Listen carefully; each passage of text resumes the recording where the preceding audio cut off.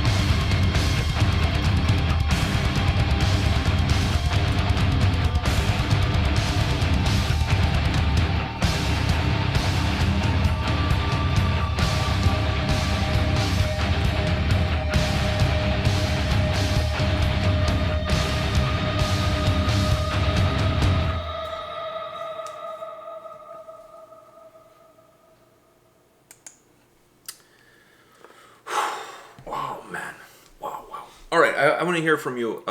What do you think of this song, the Faustian Pact? New song, new video. It's been a Panzerfaust. while. It's been quite a while since we've done Panzerfaust. I think we did it not too long after I saw them with Dimmu Borgir, but that was like 2018. So I think that's the last time we did a video from them. And I feel like I wasn't. I feel like I liked it, but I wasn't. Now, at that time, I don't think you were really into black metal, so I don't think it was your cup of tea. And they're really atmospheric black metal, so I really don't see. But now these guys are my cup of tea. I don't see you enjoy. At that time, you were really like on this whole Sabaton, like nobody could do anything better vibe. I'm not saying that was a bad thing. I'm just saying like your taste was more narrow. Your taste was more narrow. Okay, so what did you think of this now? But this is now it's falling into my cup of tea. I said this in the previous video, and I really want to go a little bit more into the song, but I said this in the previous, not in that previous video, in the previous video of these guys, that I discovered them when I went to see Dimmu Borgir. I had no idea who these guys were, had never heard of them before, and I even knew they were from Toronto. And they blew me away, because not just of their performance musically, but the stage performance, how good they are on stage. They put on a show. You know how Ghost puts on a show? Yeah. These guys put on like a demonic show, like really incredible stage presence. The end of the song had kind of that vibe, very demonic and very sinister. But the whole song, and I want to get into that, really had a nice atmosphere to it, with almost like a choir of vocals coming in, really setting this really somber, like demonic mood to the track.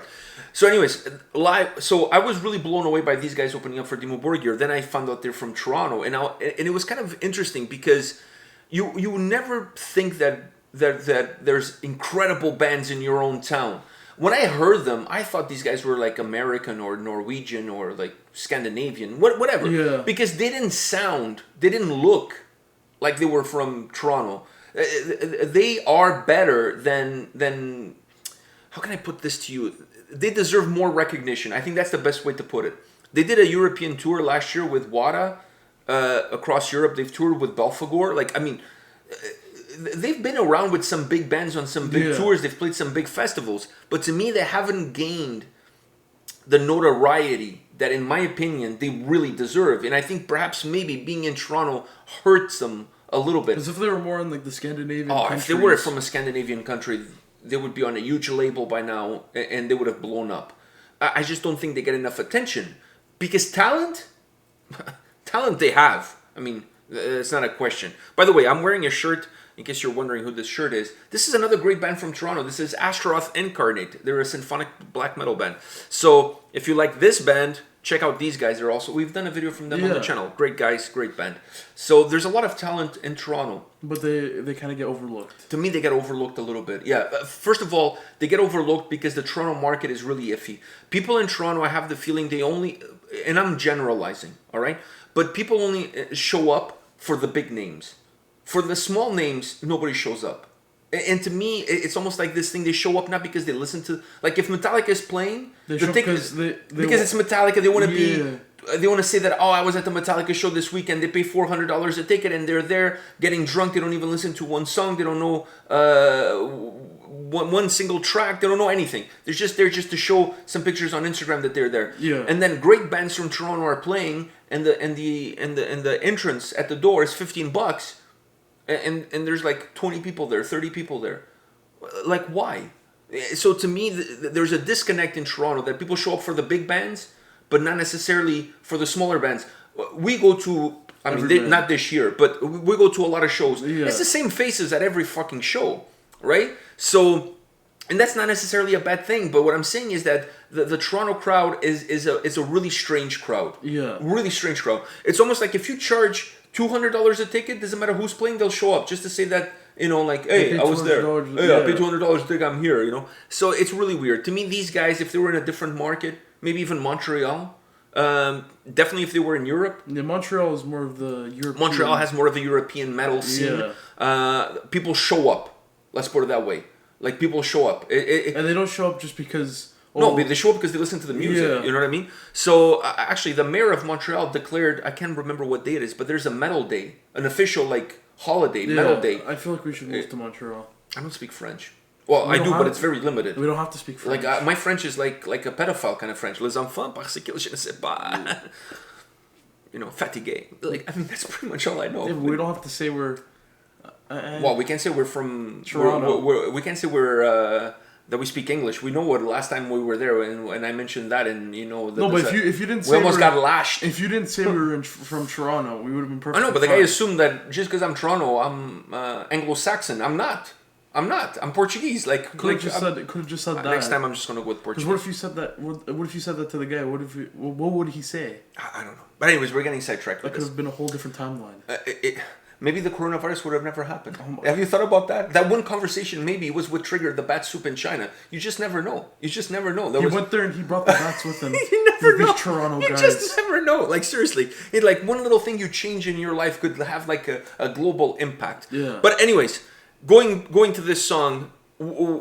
Now that you appreciate this song more, what was specifically about this track? Like, is there any specific elements about this track that you really like? Mostly two things: the vocals.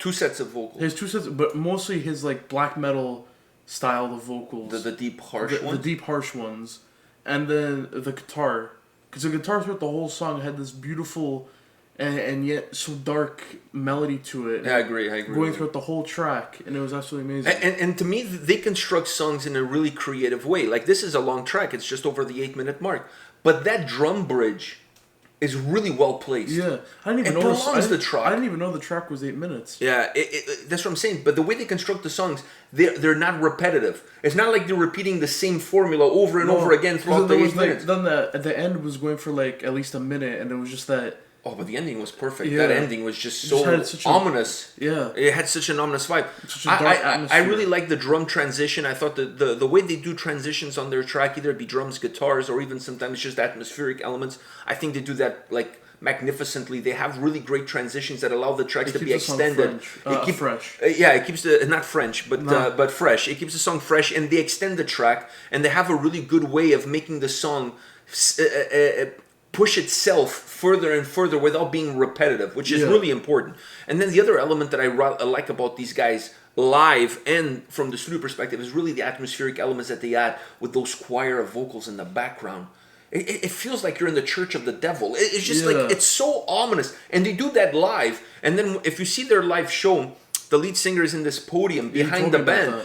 It really makes you feel like you are in a black mass. Do you know what I'm saying? Like it has that, and he's teaching to the masses. Yeah, and he's preaching to the masses. It has that feel. So I love this band. I love how they are on stage. I love their sound. This track is absolutely magnificent. So kudos to these guys, Toronto band, Panzerfaust. Go check them out. Tell them we sent you. All right. On that note, don't go anywhere because there's another band coming right after this one, and that's a Patreon request. So keep refreshing. See you guys. See ya.